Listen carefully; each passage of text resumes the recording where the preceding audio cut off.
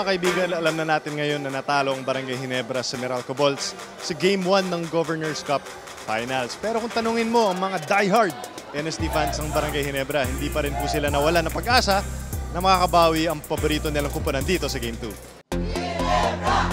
Ginebra! Ginebra! Ginebra! Ginebra! Fight, fight, fight! Ginebra!